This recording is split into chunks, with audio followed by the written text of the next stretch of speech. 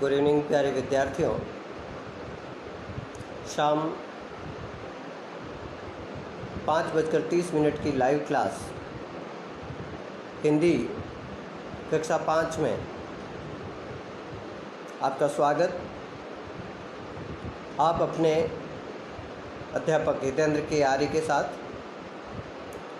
जैसा कि मैंने कल बताया था पिछले एपिसोड में कि हम कल हिंदी का अगला अध्याय संख्या 10 नारी शक्ति का प्रतीक का अध्ययन करेंगे। और वही नारी शक्ति का प्रतीक अध्याय लेकर मैं आपके साथ शुरू करते हैं आज का अध्याय।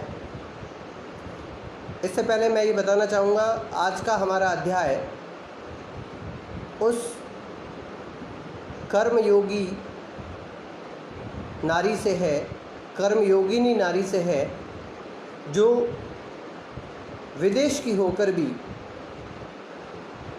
भारत भूमि में अपनी मातृभूमि के दर्शन करती थी, जिसने भारत की भूमि को अपनी मातृभूमि माना और भारत की भूमि के लिए सेवा कार्य करते हुए अपने प्राणों को अलविदा कहकर वेद की ऋचाओं का गान करते हुए भगवान को प्राप्त हुई। बात करते हैं उस महान सेवाभावी विदेशी महिला जिसने कभी महसूस ही नहीं होने दिया, जिसने कभी अवगत ही नहीं कराया, जिसने कभी ये दर्शाया ही नहीं कि मैं विदेशी हूँ। उसे हमेशा लगा भारत मेरी मातृभूमि है और मैं भारत की हूँ। बात करते हैं आगे इस अध्याय की। नारी शक्ति का प्रतीक भगिनी निवेदिता नाम था उनका। अपने देश की बहुत कुछ कर गुजरने वाली महिलाओं से हमारा इतिहास भरा पड़ा है, परंतु एक विदेशी महिला ने भारत के लिए जो काम किया वह अनूठा है, मीन्स हटकर है, अजूबा है, सबसे अलग है। भगिनी निवेदिता स्वामी विवेकानंद से प्रभावित होकर उनके आह्वान पर, आह्वान का मतलब होता है बुलावा, उनके आह्वान पर भारत की महिलाओं को शिक्षित करने के लिए भारत आई थी। भगिनी निवेदिता का जन्म आयरलैंड में हुआ था, परंतु उन्होंने भारत भूमि में अपनी मातृभूमि के दर्शन किए और भारत की बेटी बनकर स्वतंत्रता आंदोलन में क्रांतिकारी की भूमिका निभाई।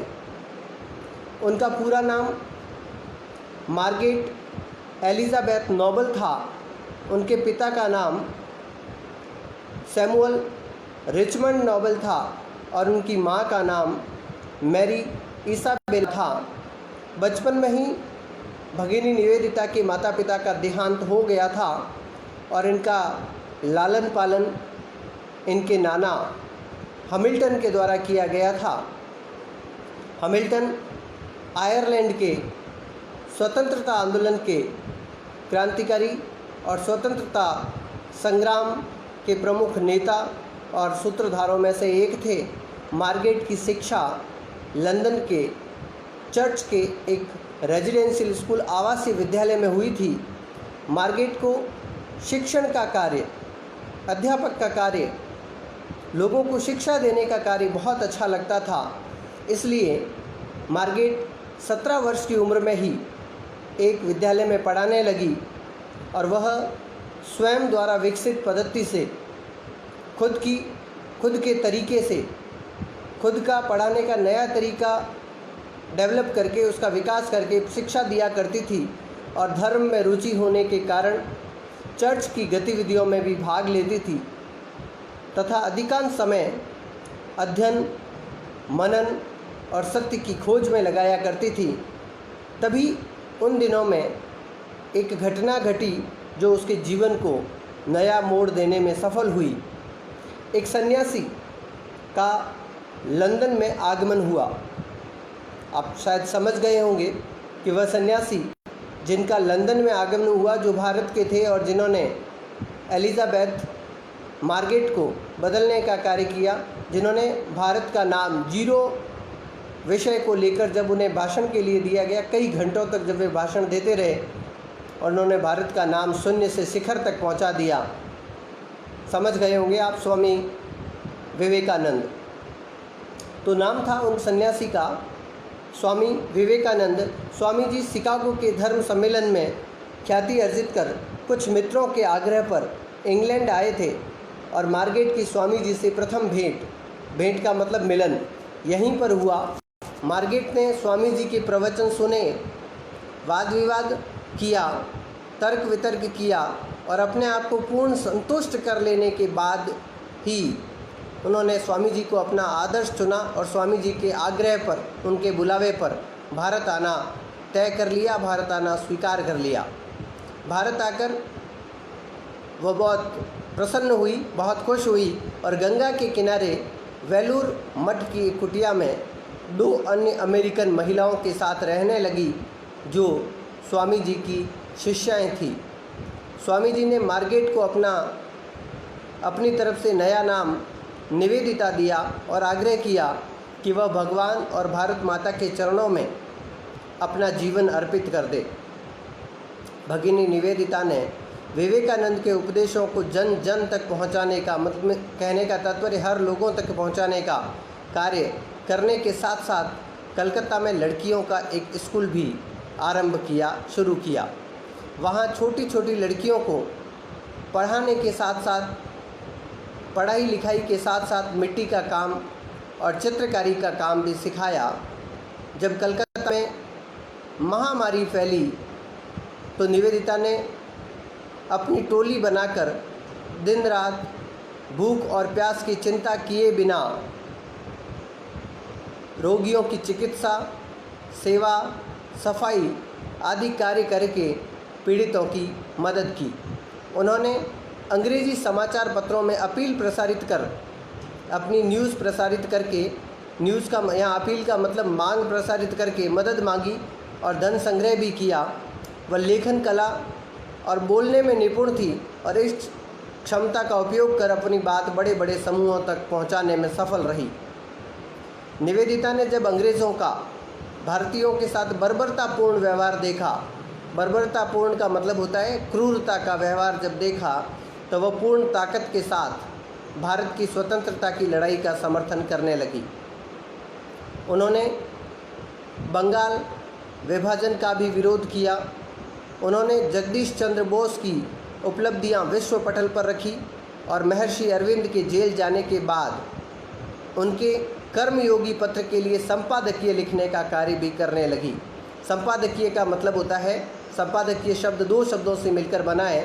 संपादक प्लस ईय कहा जा सकता है संपादक के लेख या अग्रलेख जो आगे लिखे जाते हैं। उन्होंने उनसे भारतीय स्त्रियां अधिक प्रभावित होती थी। उनमें लज्जा, विनम्रता, स्वाभिमान, सेवा भाव, निष्ठावान, ममत्व आदि की प्रतिमूर्ति दिखाई देती थी। समय समय पर महिलाओं को लक्ष्मीबाई, अहिल्याबाई आदि के वीरतापूर्ण कार्यों का याद दिलाती थी और उनकी दृष्टि जाति, प्रांत और भाषा आदि से ऊपर थी। भगिनी निवेदिता ने भारत को अपनाने के बाद कभी भी अनुभव ही नहीं होने दिया कि वह एक विदेशी है। उन्होंने भारत के लिए जो किया उसे कोई अन्य नहीं कर सकता था।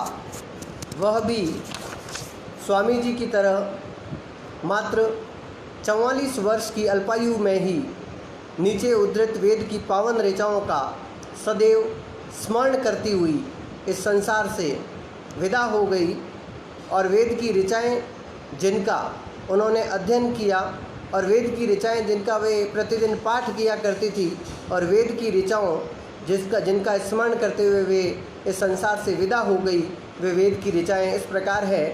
असतो माँ सद्गमय, तमसो माँ ज्योतिर्गमय और मृत्योर माँ अमृतम गमय। इन वेद ऋचाओं का अध्ययन करते हुए, इन वेद ऋचाओं का पाठ करते हुए वे इस संसार से विदा हो गई और सदैव सदैव के लिए अमर हो गई। ये था हमारा आज का अध्याय।